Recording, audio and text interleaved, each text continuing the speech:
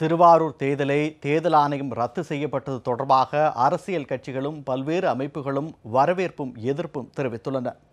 தேர்தல் நடவடிக்கைகளில் மாறுபட்ட முடிவுகளை தொடர்ச்சியாக எடுத்து வரும் தேர்தல் ஆணையம் பாரதிய ஜனதா கட்சியின் ஒரு அணி போல செயல்படுவதாக மார்க்சிஸ்ட் கம்யூனிஸ்ட் கட்சி பகிரங்கமாக குற்றம் சாட்டியுள்ளது.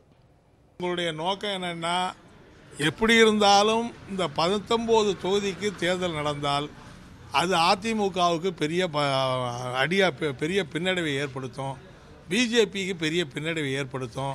அது அடுத்து இருக்கிற நாடாளுமன்ற தேர்தலுக்கு பெரிய முன்னோட்டமாக அமைஞ்சிரும். இங்கே மட்டும் இல்லை, இந்தியா பூராவுக்கும் நாடாளுமன்ற தேர்தலில் பிஜேபி அதிமுகவுக்கு பெரிய அடி விழும்.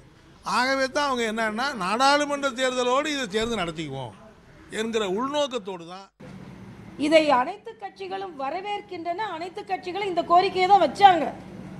ஆனால் ஒத்திவைக்கப்பட்ட பின்பு ஏதோ இவர்கள் அதை எதிர்பார்க்காதது போலவும், இது ஏதோ பாரதிய ஜனதா கட்சியின் கோரிக்கை சதி என்பதைப் போலவும் மறுபடியும் எல்லாவற்றிற்கும் எங்களை இழுக்கிறார்கள். சுமார் 28 நாட்கள் கழித்து தேர்தலுக்கான அறிவிப்பாணை வருகிறது. அதற்கு பிறகு ஒரு 7 நாட்கள் கழித்து இன்றைக்கு அந்த அறிவிப்பாணை ரத்து செய்யப்படுகின்றது. அப்படி என்றால் இந்த 27 நாட்களும் இந்திய தேர்தல் கமிஷன் பணியே ஆற்றவில்லையா? அவர்களுக்கு வருகிற கடிதங்களை எல்லாம் கூட அவர்கள் படித்து பார்க்க மாட்டார்களா? தலைமைச் செயலாளர் ஒரு கடிதம் எழுதுகிறார். அந்த கடிதத்தினால்தான் திருப்பரங்குன்றம் மற்றும் திருவாரூர் இடைத்தேர்தல் சில மாதங்களுக்கு முன்பால் ரத்தானது. அதே தலைமைச் செயலாளர் தான் இப்போதும் கடிதம் எழுதியிருக்கிறார். அப்படி என்றால் ஏன் இவர்கள் அறிவிப்பாணை வெளியிட்டார்கள்?